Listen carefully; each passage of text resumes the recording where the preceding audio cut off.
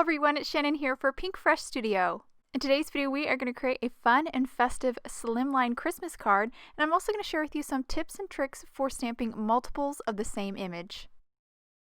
For today's card, I'll be using the Sleigh Bells ring and the Tree Trimming Friends stamp sets and matching dies. These are some really cute and adorable Christmas critter sets.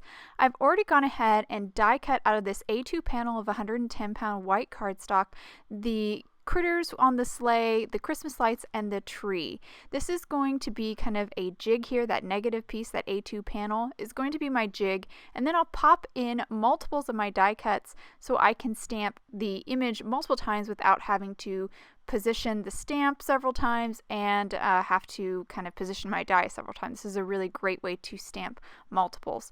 So I positioned the lights and the bottom of the sleigh and just went ahead and stamped that in the detail black. I'm actually going to do some Copic coloring on some of those images. Now I've gone ahead and positioned the critters that sit inside the sleigh. I'm also going to ink those up in detail black and stamp them. And while I stamped them, I did stamp another pair of Christmas lights. I'm going to have a small Christmas light and long Christmas light section for each tree. So I'm going to have 3 trees, so I need 6 total of those Christmas lights. So I went ahead and stamped my last little pair. And you can see here I've got my 6 Christmas lights, 3 small, 3 long, and my critters in the sleigh all stamped in detail black. Now I'm going to move on to the trees. I've cut out 3 already, and I first positioned the first layer for the tree. I'm going to ink it up in Grassy Knoll and stamp that. I'm not worried about covering the whole image because I'm going to ink up the bottom half here, or partially ink up the bottom half with this olive, a slightly darker color, and this is going to create a really pretty gradation over the tree, and it'll just add a little bit more depth. So I've stamped that tree, so I'm going to pop in my next die cut and repeat that process for that tree. And I'll do that for all my trees, so I have 3 trees stamped with that gradation. Now I'm going to move on to the next layer for this tree, so I'm going to position that, then pick it up with my Misty, and I'm going to ink this up in Evergreen, which is a really dark, kind of the darkest green. And then I will stamp that, and that will just be the nice detail layer that really starts to make this tree pop. And I'll repeat that process for my other 2 remaining trees. The stamp set does come with a stamp for the trunk, but I decided to just Copic color that later. I've just found that to be a little bit easier than trying to position that tiny stamp.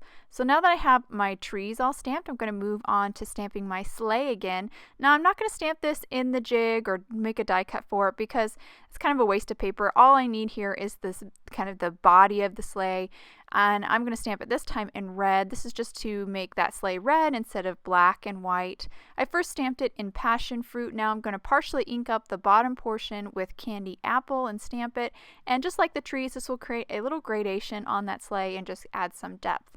So now that I have my sleigh stamped, I'm going to fussy cut out that body of the sleigh. So I'm actually going to remove the bottom portion of the sleigh here and just cut out that kind of seat area for that sleigh. So now that I've got that fussy cut out, I'm ready to move on to my Copic coloring. So I'm going to do some real simple Copic coloring here for these images. For every shade, I'm only going to have a light and a dark, or should I say for every color, I'm going to have only a light and a dark. I've started with the deer here, colored it with E30, then used E31 to add in just a light shadow at the kind of the back side of his head, the underside of his face, his ears, and right along the hat. Now I'm going to move on to this little guy. I'm coloring him like a fox, so I have some kind of like peach brown colors picked out. Again, a light and a dark. Now this is a big jump between the two, so I do go back and forth between my light and my dark here. I should say there's a big jump between the 2 colors. They're kind of a lot of contrast between them, so I do kind of go back and forth between those 2 colors to really get a good blend. Now I'm going to move on to my light colors of markers for my rainbow. So I have a light red, a light orange, a light yellow, light green, and a light blue.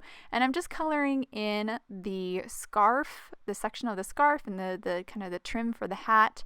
And once I finish the light, then I'll move on to my darker shades. So that would be a darker red, a darker orange, a darker yellow, a darker green, and a darker blue. And I'm just adding them to the bottom of the scarf and the trim of the hat, and that just adds a little shadow, and again kind of creates a look of more depth.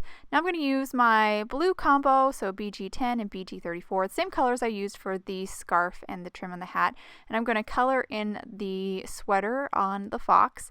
Then I'll move to my orange combo, which is Y17 and Y38, and color the sweater for the deer, and then I'll finish up with my blue combo, my green combo, and my yellow combo to color in the hat. And I did that off camera, and I also did off camera all the lights using the same colors I used for the scarf and the trim, and now I'm just finishing with black for the tops of the lights.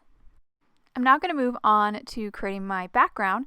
I have a Slimline card base, which is 7 1/4 by 8 5/8, and then scored at 3 5/8.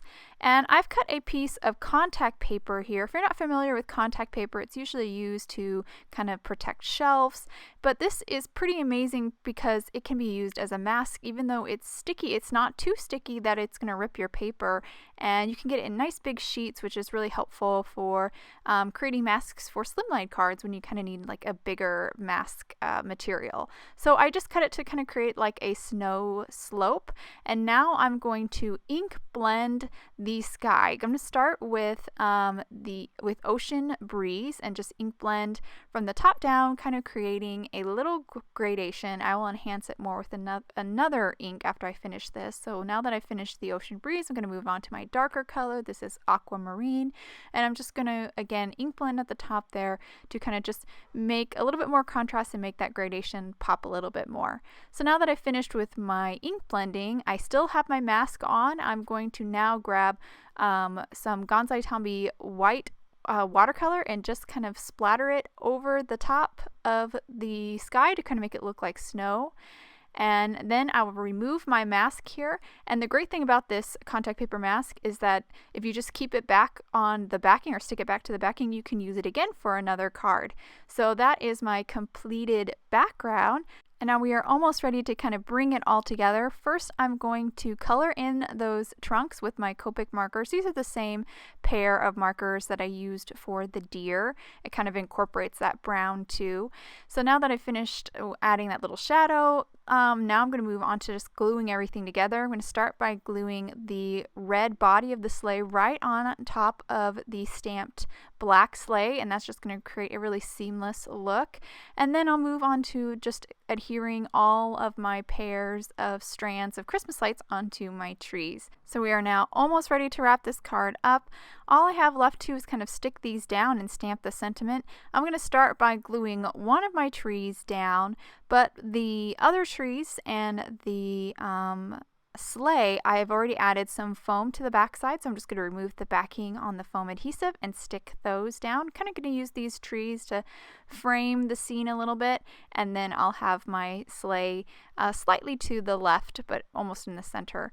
And now that I've got my images stuck down or my die cut stuck down, I'm just going to stamp my sentiment. This sentiment is also from the Sleigh Bells ring stamp set. I'm just going to pick it up with my Misty, ink it up with Detail Black, and stamp it, and that will actually complete my card. Now I'll hold up to the camera so you get a good look at all the details. I just love these images from the Sleigh Bell rings and the Tree Trimming Friends stamp set. That layering tree, isn't it just gorgeous? And incorporating those bright colors makes it so fun and festive. I hope you guys enjoyed today's card and video. If you have any questions about the products I used, please check out the links below in the description or head over to Pink Fresh Studios website.